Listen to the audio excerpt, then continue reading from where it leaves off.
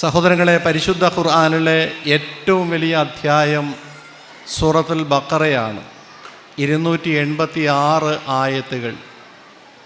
ഏറ്റവും ചെറിയ സൂറത്തുൽ കൗസറാണ്. വെറും 3 ആയത്തുകൾ. നമുക്കെല്ലാവർക്കും അറിയാം. അല്ലാഹു സുബ്ഹാനഹു വ തആല ഖുർആൻ ഷരീഫിൽ ആവർത്തിച്ച് മുഴക്കുന്ന ഒരു വെല്ലുവിളിയുണ്ട്. ആ വെല്ലുവിളി ലോകത്തെ മുന്നിൽ അവതരിപ്പിച്ചിട്ട് 1400 വർഷങ്ങളായി. ഇന്ന് വരെ അത് ഏറ്റെടുക്കാൻ ആരും സന്നദ്ധരായിട്ടില്ല, തയ്യാറായിട്ടില്ല. മറ്റൊന്നുമല്ല, വൈൻ കുന്തും ഫി റൈബിൻ മിമ്മാ നസ്സൽനാ അലാ അബ്ദിനാ ഫഅ്തു ബിസൂറത്തി മിൻ മിസ്ലി വദ്ഉ ശുഹദാഅകും മിൻ ദൂനില്ലാഹ്. ആവർത്തിച്ച് വ്യത്യസ്തമായ ശൈലിയിൽ അള്ളാഹു ലോകത്തെ വെല്ലുവിളിക്കുന്നു. ഈ ഖുർആൻ ഷരീഫിനെ കുറിച്ച് നിങ്ങൾക്കെന്തെങ്കിലും സംശയമുണ്ടെങ്കിൽ ഇതിന് തുല്യമായ ഒരധ്യായം നിങ്ങൾ കൊണ്ടുവരിക. സഹോദരങ്ങളെ, സൂറത്തുൽ കൗസർ ഞാൻ പറഞ്ഞു വെറും 3 ആയത്തുകളേ ഉള്ളൂ. നമുക്കെല്ലാവർക്കും ഒന്ന് ഓതാം ആ 3 ആയത്തുകൾ. എല്ലാവരും ദയവായി ഒന്ന് ഓതുക. ഒരക്ഷരത്തിന് 10 കൂലിയാണല്ലോ. ബിസ്മില്ലാഹിർ റഹ്മാനിർ റഹീം. ഇന്നാ അഅ്തൈനാകൽ കൗസർ ഫസല്ലി ലിറബ്ബിക വൻഹർ ഇന്ന ഷാനിഅക ഹുവൽ അബ്തർ. 3 സെൻറ്റൻസ്. ഈ 3 വാചകങ്ങൾക്ക് പകരം തത്തുല്യമായ 3 വാചകം കൊണ്ടുവരാമോ എന്നാണ് അള്ളാഹുവിൻ്റെ ചോദ്യം. എനിക്കുറപ്പുണ്ട് ഇവിടെ ഇരിക്കുന്ന ബഹുമാനപ്പെട്ട ഷുക്കൂർ മൗലവി മുതൽ ഈ സദസ്സിലെ പണ്ഡിതന്മാർ അള്ളാഹുവിൻ്റെ തൗഫീഖ് കൊണ്ട് അറബിയിൽ പ്രസംഗിക്കാൻ കഴിവുള്ളവരാണവർ. അന്തസ്സായി 3 അല്ല 30 വചനങ്ങൾ അറബിയിൽ പറയും. പിന്നെന്താണ് അള്ളാഹു തആല ചോദിച്ചത്? 3 വാചകങ്ങൾ കൊണ്ടുവരാൻ ലോകത്തിന് ധൈര്യമുണ്ടോ? സഹോദരങ്ങളെ, അറബി സാഹിത്യത്തിൽ നോബൽ സമ്മാനം നേടിയ കുറേ സാഹിത്യകാരന്മാരുണ്ട്, കുറേ കവികളുണ്ട്. ഒരാൾക്കും ഇന്ന് വരെ ഈ വെല്ലുവിളി ഏറ്റെടുക്കാൻ പറ്റിയിട്ടില്ല. എന്തുകൊണ്ട്? ഞാൻ വിശദീകരിക്കുന്നില്ല, സമയം കുറവാണ്. സഹോദരങ്ങളെ, ഈ സൂറത്തിൽ, ഈ കുഞ്ഞു സൂറത്തിൽ അല്ലാഹു തആല 10 എന്ന അക്കത്തിൻ്റെ 10 അത്ഭുതങ്ങൾ ഒളിച്ചു വച്ചിരിക്കുന്നു. വെറുതെ വാചകം പറഞ്ഞാൽ പോരാ, അറബിയിൽ പ്രസംഗിച്ചാൽ പോരാ, ഗണിതശാസ്ത്രം ഒത്തുവരണം, കണക്കൊത്തുവരണം, എല്ലാം കൃത്യമായിരിക്കണം. നിങ്ങൾ നോക്കുക, ഒന്ന് ചിന്തിച്ചു നോക്കുക. ചുരുക്കി പറയാം, ഈ കുഞ്ഞു സൂറത്തിൽ അല്ലാഹു തആല 10ൻ്റെ 10 അത്ഭുതങ്ങൾ സൂക്ഷിച്ചു വച്ചിരിക്കുന്നു. ഈ സൂറത്തിലെ 1-ാമത്തെ ആയത്ത് ഇന്ന അഅ്തൈനാകൽ കൗസർ 10 അക്ഷരങ്ങൾ. ഫസല്ലി ലിറബ്ബിക വൻഹർ 10 അക്ഷരങ്ങൾ. ഇന്ന ഷാനിഅക ഹുവൽ അബ്തർ 10 അക്ഷരങ്ങൾ. ഓരോ ആയത്തിലും 10 അക്ഷരങ്ങൾ മാത്രം. നിങ്ങൾ പരിശോധിച്ചോളുക.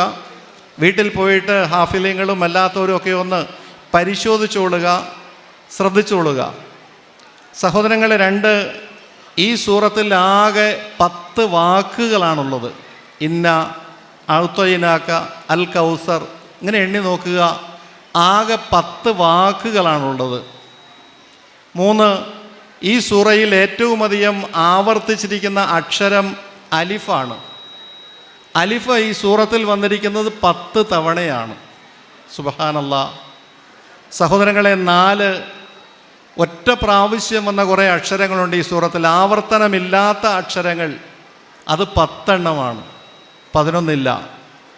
5, ഈ 3 ആയത്തുകളും അവസാനിക്കുന്നത് റാ എന്ന അറബി അക്ഷരത്തിലാണ്.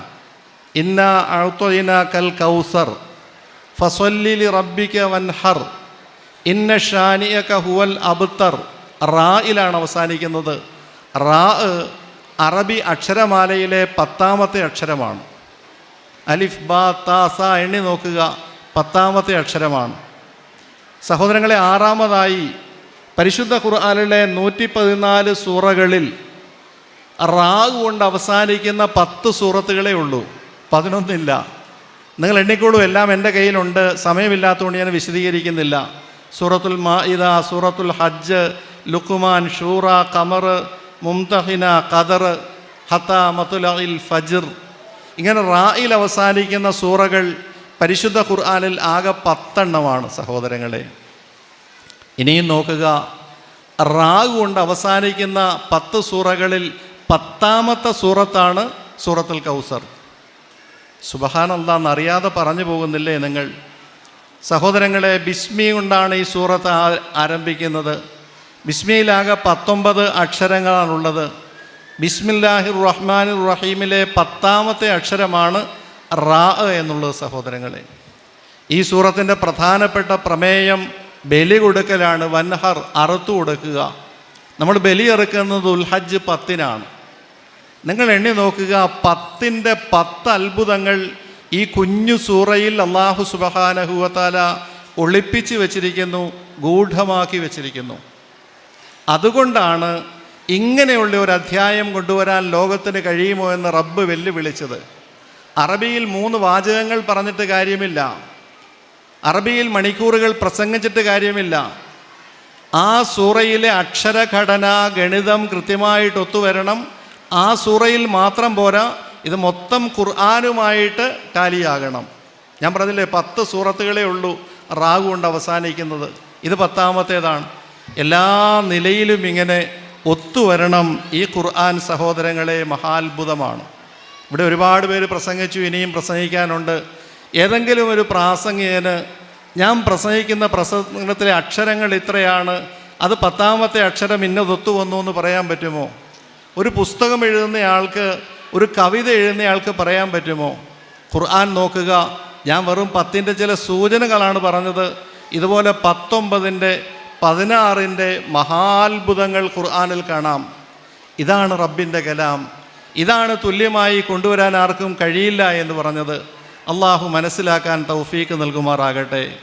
കരളിൽ തുടിക്കുന്ന കനിയാണു നാഥൻ്റെ വരമാണു വരമാണു ജ്ഞാനത്തിൻ നിധികുംഭമേ, ആനന്ദമെന്നു വിളിക്കുന്നു നിന്നെ ഞാൻ, വാനത്തിൻ വാർമുകിൽ മാരിവില്ലേ, കൂരിരുട്ടിൽ കുളിർ ചന്ദനം ചാർത്തുന്ന പാരിലെ പാവന മാണിക്യമേ, മാനവരാശിക്കു മാർഗം തെളിക്കുവാൻ മന്നാൻ കൊളുത്തിയ പൊൻവിളക്കേ. ഇന്ത്യൻ ഭരണഘടന ഇന്ന് റിപ്പബ്ലിക് ഡേ ആയിരുന്നല്ലോ. ഭാരതം ഒരു പരമാധികാര സ്വതന്ത്ര രാഷ്ട്രമായി പ്രഖ്യാപിക്കപ്പെട്ടിട്ട് 70 വർഷങ്ങൾ റിപ്പബ്ലിക് ഡേ. 1947 സ്വാതന്ത്ര്യം കിട്ടിയെങ്കിലും അത് പരിമിതമായിരുന്നു. പൂർണ്ണമായ സ്വാതന്ത്ര്യം കിട്ടിയ ദിവസമാണ് നമ്മളിന്ന് ആഘോഷിച്ചത്. ഇന്ത്യക്ക് സ്വന്തമായി ഒരു ഭരണഘടന ഉണ്ടായി, അതാണ് റിപ്പബ്ലിക്. സ്വന്തമായി, മറ്റേത് അന്ന് വരെ റിപ്പബ്ലിക് ഡേ ദിനമാകുന്നത് വരെ നമ്മൾ ബ്രിട്ടീഷുകാരൻ്റെ ഭരണഘടനയാണ് കോപ്പി അടിച്ചിരുന്നത്. അത് മാറ്റി സ്വന്തം ഒരു ഭരണഘടന ഉണ്ടായ ദിവസത്തിൻ്റെ സ്മരണയാണ് റിപ്പബ്ലിക്. സഹോദരങ്ങളെ, ഭരണഘടനാ ശില്പികൾ 299 പേരായിരുന്നു. 15 സ്ത്രീകളും ബാക്കി പുരുഷന്മാരും. ഇന്ത്യയിലെ മിടുമിടുക്കരായ, ഇന്ത്യയിലെ ബുദ്ധിരാക്ഷസന്മാരായ, എല്ലാം കാച്ചി കലക്കി കുടിച്ച മഹാപ്രതിഭകൾ. അവർ ഇന്ത്യക്ക് സ്വന്തമായിട്ടൊരു ഭരണഘടന തയ്യാറാക്കി 70 വർഷങ്ങൾക്ക് മുമ്പ്. ഭരണഘടനയെല്ലാം പൂർത്തിയായപ്പോൾ അതിൻ്റെ ചെയർമാനായിരുന്ന ഡോക്ടർ അംബേദ്കർ 299 പേരോടും പറഞ്ഞു, നമ്മൾ നാളെ മുതൽ ഭരണഘടന ഇന്ത്യൻ റിപ്പബ്ലിക് ആകുകയാണ്. ഈ അവസരത്തിൽ ഇന്ത്യയുടെ പാർലമെൻറ്റിൻ്റെ മുൻപിൽ കൊത്തിവെക്കാൻ ഒരു വചനം നിങ്ങൾ ആരെങ്കിലും കണ്ടെത്തണം. ഒരു നല്ല വചനം, മഹാഭാരതത്തിൽ നിന്നോ രാമായണത്തിൽ നിന്നോ ബൈബിളിൽ നിന്നോ ഖുർആനിൽ നിന്നോ ഏതെങ്കിലും മഹത്തായ ഗ്രന്ഥങ്ങളിൽ നിന്ന് ഒരു വചനം നിങ്ങൾ തയ്യാറാക്കണം, കണ്ടുപിടിച്ചുകൊണ്ട് വരണമെന്ന് അംബേദ്കർ എല്ലാവരോടും പറയുകയുണ്ടായി. സഹോദരങ്ങളെ, എല്ലാവരും പോയി, എല്ലാവരും ഒരുപാട് അന്വേഷിച്ചു, ഒരുപാട് പരിശ്രമിച്ചു. കുറേ വാചകങ്ങൾ കൊണ്ടുവന്നു. ദിവസങ്ങളെടുത്ത് കൊണ്ടുവന്ന വാചകങ്ങളെല്ലാം ഇവർ ഒന്നിച്ചിരുന്ന് പരിശോധിച്ചു. 299 പേർ. മനസ്സിലാക്കണം, മഹാപ്രതിഭകളാണ്. എല്ലാം ഓരോരോ കാരണങ്ങളാൽ തള്ളിപ്പോയി. അവസാനം ഒന്നും കിട്ടാതെ വന്നപ്പോൾ അംബേദ്കർ പറഞ്ഞു, ഡോക്ടർ അംബേദ്കർ മനസ്സിലാക്കണം, അദ്ദേഹം പറഞ്ഞു, ഞാനൊരു വചനം കണ്ടുപിടിച്ചിട്ടുണ്ട്, നിങ്ങളെല്ലാവരും അംഗീകരിക്കുകയാണെങ്കിൽ നമുക്കത് പറ്റും. എല്ലാവരും ജിജ്ഞാസയോട് ചോദിച്ചു, ഏതാണത്? അദ്ദേഹം ഒരു ഖുർആൻ ആയത്താണ് പറഞ്ഞത്. സൂറത്തുർ റഅദ്, 12ാമത്തെ സൂറത്ത്. 13-ാമത്തെ സൂറത്ത് സഹോദരങ്ങളെ 11-ാമത്തെ ആയത്ത്. അദ്ദേഹം പറഞ്ഞു, ഇന്നല്ലാഹ ലാ യുഗയ്യിറു മാ ബി ഖൗമിൻ ഹത്താ യുഗയ്യിറു മാ ബി അൻഫുസിഹിം. ഒരു ജനത സ്വയം മാറാത്തിടത്തോളം സർവശക്തനായ അള്ളാഹു അവരെയും മാറ്റുന്നതല്ല. സ്വന്തം അവസ്ഥകൾ പരിവർത്തിപ്പിക്കാത്ത ഒരു ജനതയ്ക്ക് പരിവർത്തനം, മാറ്റം അള്ളാഹു ഉണ്ടാക്കുന്നതല്ല. നിങ്ങളറിയണം, ശ്രീ മോദി നമ്മുടെ തിരുവനന്തപുരത്ത് കഴിഞ്ഞ ദിവസം വന്നിട്ട് പോയതേ ഉള്ളൂ, വെള്ളിയാഴ്ച. ശ്രീ മോദി ഭരിക്കുന്ന ഇന്ത്യൻ പ്രധാനമന്ത്രിയായിരിക്കുന്ന ഇന്ത്യൻ പാർലമെൻറ്റിൻ്റെ മുമ്പിൽ ഇന്നും കൊത്തിവെച്ചിരിക്കുന്നു ഈ വചനം എന്ന് പറയുമ്പോൾ ഖുർആൻ എന്താണെന്ന് നിങ്ങൾ അത്ഭുതപ്പെടുന്നില്ലേ? എന്താണ് ഈ ഖുർആൻ? 299 പേർക്ക് മറ്റൊരു വചനം കിട്ടിയില്ല. സൂറത്തുർ റഅദിലെ 11-ാമത്തെ ആയത്ത് വിശദമായി പണ്ഡിതന്മാരോട് ചോദിച്ചു പഠിക്കാൻ. അത്ഭുത ആയത്താണ്, നമ്മൾ വിചാരിക്കുന്ന ആയത്തല്ല. ഒരു ജനത സ്വയം പരിവർത്തനത്തിന് തയ്യാറാവാത്തിടത്തോളം ആ ജനതയ്ക്ക് പരിവർത്തനം ഉണ്ടാകുന്നതല്ല എന്നുള്ള അതിമഹത്തായ ആശയം ഉൾക്കൊള്ളുന്ന ഈ വാചകം ഇന്നും ഇന്ത്യൻ പാർലമെൻറ്റിൻ്റെ മുന്നിലുണ്ടെങ്കിൽ ഖുർആൻ ഷരീഫിൻ്റെ മഹത്വം മനസ്സിലാക്കണം. അള്ളാഹു ചിന്തിക്കാൻ തൗഫീക്ക് നൽകുമാറാകട്ടെ. സഹോദരങ്ങളെ, ഞാൻ ഒരുപാട് നീട്ടുന്നില്ല. മനുഷ്യർ അധിവസിക്കുന്ന ഈ ഭൂമി എന്നുള്ളത്, ഈ ഭൂമിയുടെ 71% കടലാണ്, 29% കരയാണ്. വളരെ കുറച്ചേ കരയുള്ളൂ, 79% കടലാണ്, വെള്ളമാണ്. ഖുർആൻ കടൽ എന്ന പദം 32 തവണ ഖുർആൻ ഷരീഫിൽ പറഞ്ഞിട്ടുണ്ട്. ബഹർ, സഹോദരങ്ങളെ, ബർറ് 13 തവണയാണ് പറഞ്ഞിരിക്കുന്നത്. നിങ്ങൾ ചിന്തിക്കണം, മനസ്സിലാക്കണം. ബാക്കി നിങ്ങൾ ആലോചിച്ചോളണം. ഖുർആൻ 32 പ്രാവശ്യം കടൽ എന്ന പദവും 13 തവണ കര എന്ന പദവും പറഞ്ഞിരിക്കുന്നു. 32 + 13 = 45.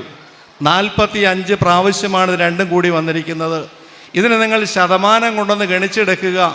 അപ്പോൾ നിങ്ങൾക്ക് മനസ്സിലാകും. 32-ൻ്റെ ശതമാനം 71%, 13-ൻ്റേത് 29%. കടൽ എന്നുള്ള പദം സഹോദരങ്ങളെ, അതിൻ്റെ ശതമാനം എടുക്കുമ്പോൾ കടൽ 71%, കര 29%. എന്തൊരു അത്ഭുതമാണ്, എന്തൊരു മഹാത്ഭുതമാണെന്ന് നിങ്ങൾ ആലോചിച്ച് നോക്കുക. എത്ര വേണമെങ്കിൽ ചൂണ്ടിക്കാട്ടാനുണ്ട്. ഇൻസാൻ, മനുഷ്യൻ എന്നുള്ള പദം 65 പ്രാവശ്യം ഖുർആനിൽ വന്നിട്ടുണ്ട്. ജിന്ന്, അതിൻ്റെ ഓപ്പോസിറ്റ്, അതും 65. ഷൈത്താൻ 88 പ്രാവശ്യം വന്നിട്ടുണ്ട്. മലക്കും 88. ഹയാത്ത്, ജീവിതം 145 പ്രാവശ്യം. മൗത്ത്, മരണവും 145 പ്രാവശ്യം. റജുൽ, പുരുഷൻ 24 പ്രാവശ്യം. ഇമ്രഅത്ത്, സ്ത്രീ 24 പ്രാവശ്യം. ദുനിയാവ് 115, ആഖിറത്തും 115. സ്വാലിഹാത്ത് 167, സയ്യിആത്ത് 167. സഹോദരങ്ങളെ, മുസ്ലിം 41, മുസ്ലിമത്ത് സ്ത്രീലിംഗം 41. ഇങ്ങനെ എല്ലാം നിങ്ങൾ ആലോചിച്ച് നോക്കണം.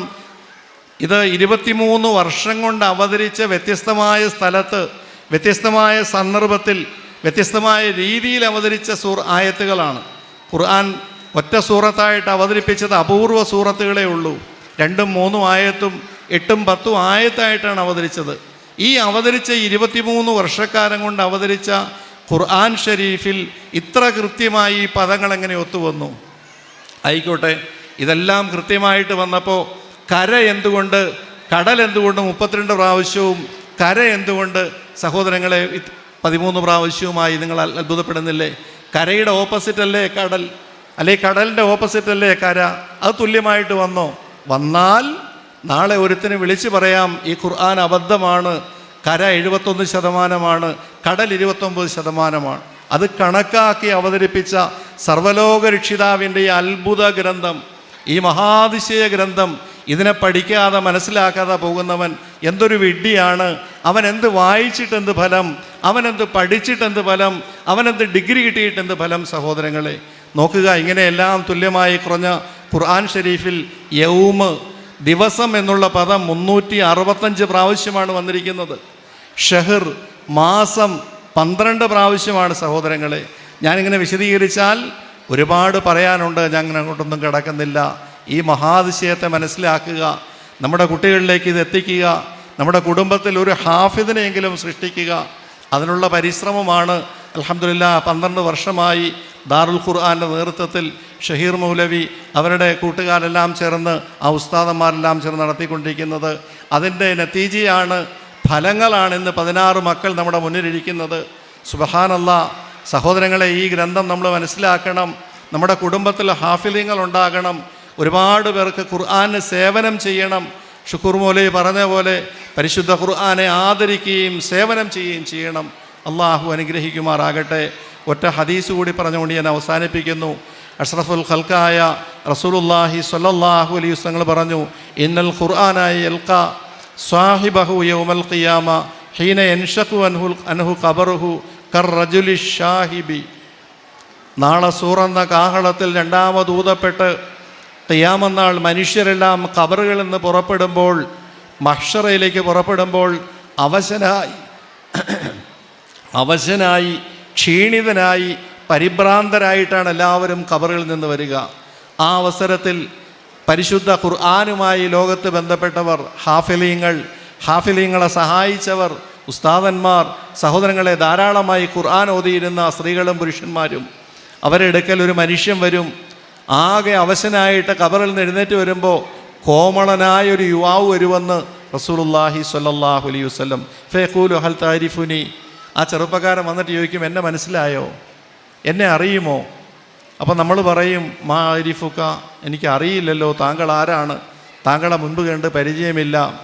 ഫയഖൂലു, ആ വന്ന വ്യക്തി പറയും, അന സ്വാഹിബുക്കൽ ഖുർആൻ, ഞാനാണ് ഖുർആൻ.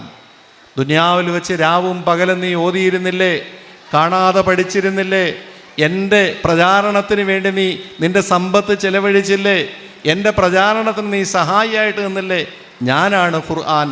വൈന്ന കുല്ല താജിരിൻ മിൻ വറാഇ തിജാറത്തിഹി വൈന്നകൽ യൗമ മിൻ വറാഇ കുല്ലി തിജാറത്തിൻ. ഈ ലോകത്ത് ഒരുപാട് ബിസിനസ്സുകാരുണ്ടായിരുന്നു. അവരെല്ലാവരും കച്ചവടം ചെയ്ത് ലാഭം കൊയ്യാൻ വേണ്ടിയിട്ടായിരുന്നു. പക്ഷെ അവർക്ക് ആർക്കും കിട്ടാത്ത ലാഭമാണ് നിനക്ക് ഞാനിന്ന് തരാൻ പോകുന്നത്. ആർക്കും കിട്ടാത്ത ലാഭം. സഹോദരങ്ങളെ, ആപ്പിൾ കമ്പനിയുടെ അതിൻ്റെ ചെയർമാനായിരുന്ന സ്റ്റീവ് ജോബ്സ് മരിക്കുമ്പോൾ അദ്ദേഹത്തിൻ്റെ സമ്പാദ്യം, ബാങ്ക് ബാലൻസ് 1000 കോടി രൂപയായിരുന്നു. നമുക്കൊക്കെ സ്വപ്നം കാണാൻ കഴിയുമോ? 1000 കോടി രൂപ ബാങ്കിലുണ്ടായിരിക്കുകയാണ് സ്റ്റീവ് ജോബ്സ് ഈ ലോകത്ത് നിന്ന് വിട പറഞ്ഞു പോയത്.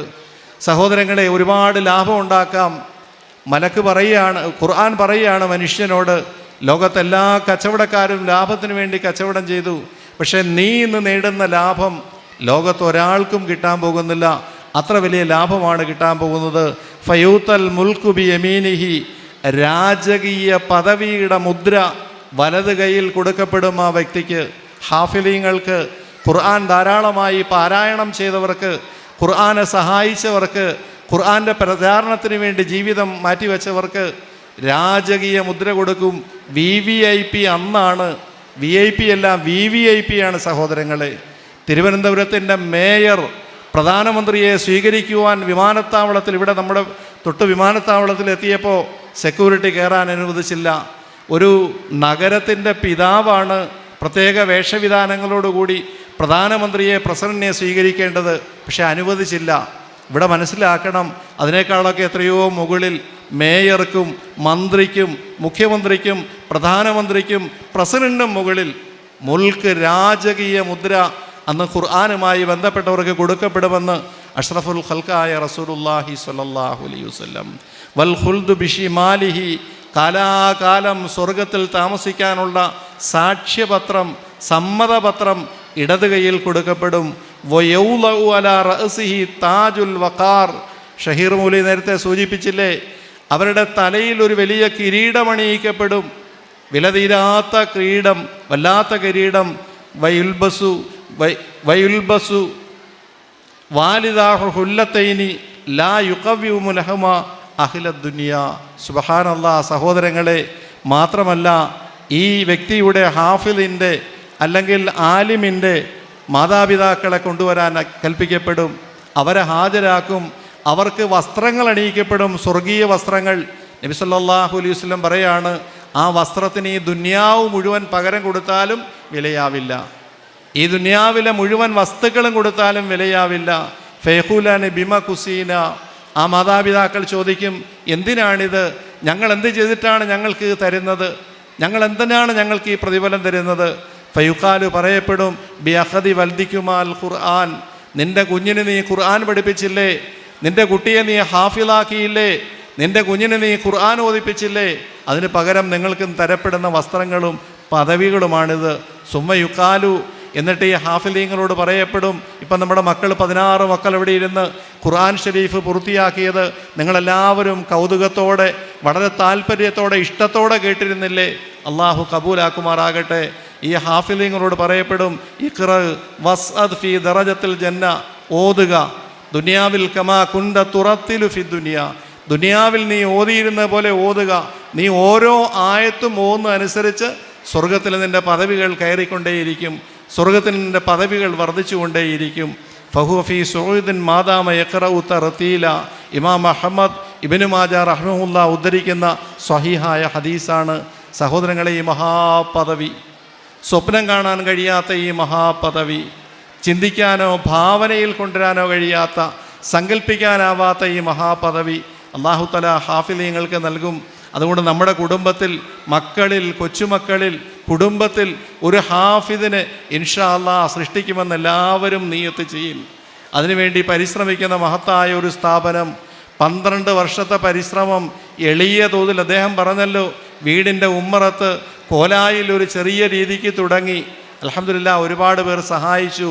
ഇന്നത് വളരുന്നു, നൂറുകണക്കിന് വിദ്യാർത്ഥികളായി, നാളെ വലിയ പ്രസ്ഥാനമായിട്ട് മാറും. അള്ളാഹു കബൂലാക്കുമാറാകട്ടെ. ആയിരക്കണക്കിന് ഹാഫിദീങ്ങളെ സൃഷ്ടിക്കുന്ന, ആയിരക്കണക്കിന് സ്വർഗവാസികളെ സൃഷ്ടിക്കുന്ന ഒരു മഹത്തായ സ്ഥാപനമായി ദാറുൽ ഖുർആൻ ദീനിയാത്ത് മദ്രസ മാറട്ടെ എന്ന് ഹൃദ്യമായി ആശംസിക്കുകയാണ്. റബ്ബ് സുബ്ഹാനഹു വ തആല ഇതിനു വേണ്ടി പരിശ്രമിക്കുന്ന, പാടുപെടുന്ന, കഷ്ടപ്പെടുന്ന, സഹായിക്കുന്ന എല്ലാവർക്കും അർഹമായ പ്രതിഫലം നൽകുമാറാകട്ടെ. കരളിൽ തുടിക്കുന്ന കനിയാണു നാഥൻ്റെ, വരമാണ് ജ്ഞാനത്തിൻ നിധികുംഭമേ.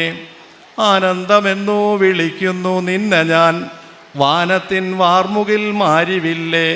കൂരിരുട്ടിൽ കുളിർ ചന്ദനം ചാർത്തുന്ന പാരിലെ പാവന മാണിക്യമേ.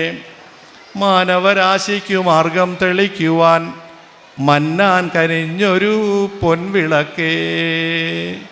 വആഖിറു ദഅ്വായ അനിൽ ഹംദുലില്ലാഹി റബ്ബിൽ ആലമീൻ.